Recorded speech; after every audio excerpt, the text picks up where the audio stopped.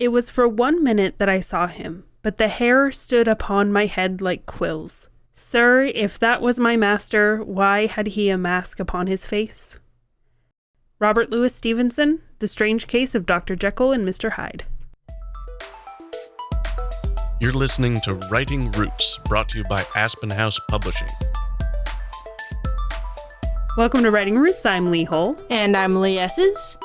We have finished the first half of this month, which was putting arrows in your quiver for foreshadowing and the different types that you can use and integrate. Now we're talking about plot-wide tropes that rely heavily on foreshadowing. These types of stories that you're going to see a lot of foreshadowing in, and each of them handles it in a unique way. That's going to be the second half of the month. We've done episodes before about the unreliable narrator, and today's topic really goes hand in hand with that. And that is a character who, throughout the source of the story, is slowly losing their mind. These descent into madness type stories are some of my favorites. They're a lot of fun because you get to, as an author, delve into the darker sides and the more insane and creative sides of the story. Your hero doesn't have to be good because they're losing their mind.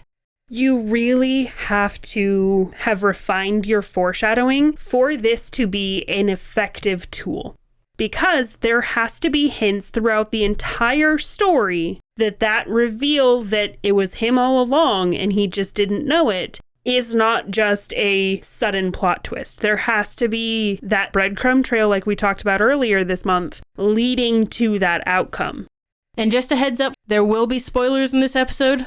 You can't really talk about this without giving examples and without spoiling the ends of the story of those examples.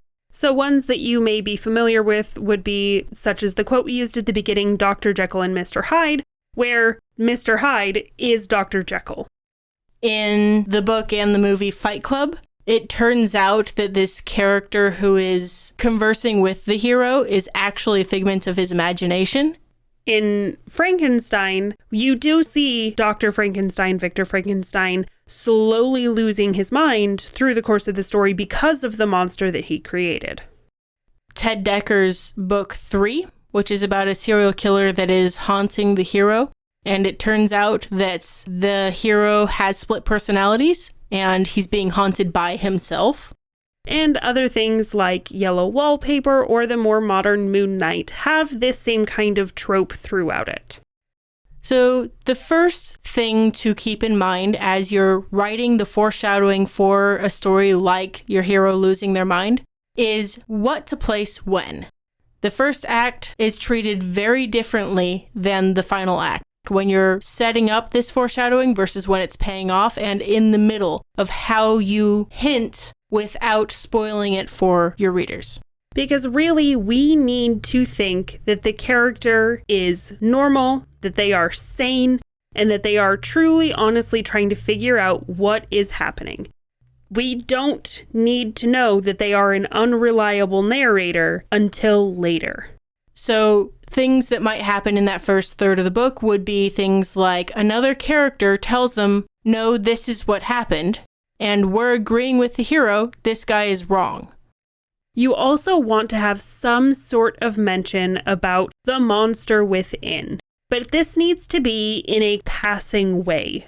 A brief mention that really isn't dwelled on, isn't considered, but it is a little hint that maybe, just maybe, the problem is with the main character. This monster within can be something as complex as the person has split personalities, or it can be something as simple as they're an alcoholic.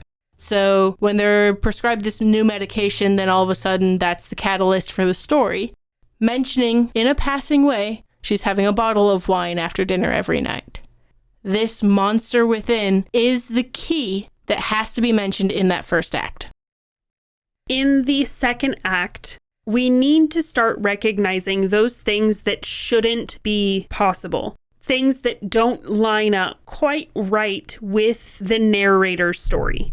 They, as well as the reader, are being faced more and more with the truth of things, but they still don't want to see it. So they instead view it as, that is impossible. There has to be a different explanation. The guy that lives across the street, I saw him put his wife's body into the trunk. Why is his wife witnessed at church book club after that? That's not possible. Something is wrong. The husband is hiring a lookalike. And these explanations of the impossible get more and more off the rails the farther you get into the story. The example that I brought up in our discussion a while back about the unreliable narrator, the woman in the house across the street from the girl in the window, the satire version of this trope, is a really good way to represent this, because in the beginning we see this guy and he is fixing this mailbox. And then we keep seeing him fixing the same mailbox. And so in that second part of the movie, we're like, this is very different. This is not what should be happening. Why is this guy fixing this mailbox still?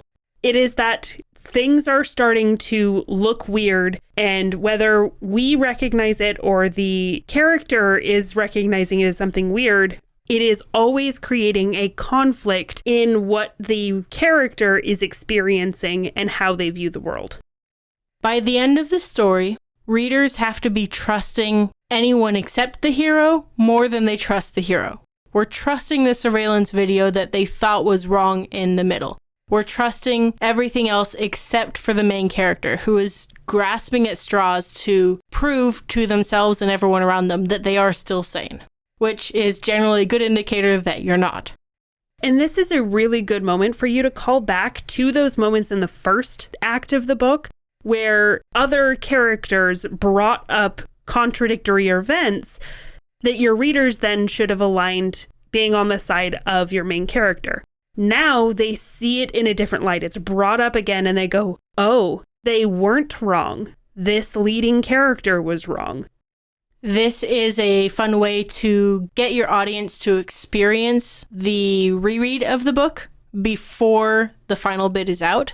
So if you want the audience to remember these specific moments prior to the finale, having a moment of callbacks is great for that third act. If you want to write this kind of story, there are several things that you need to keep in mind as you go through it. First off, you have to make the main character likable and relatable to start. If the readers don't like this character, they're not going to align with them. They're going to believe the sheriff who goes, "You're just insane."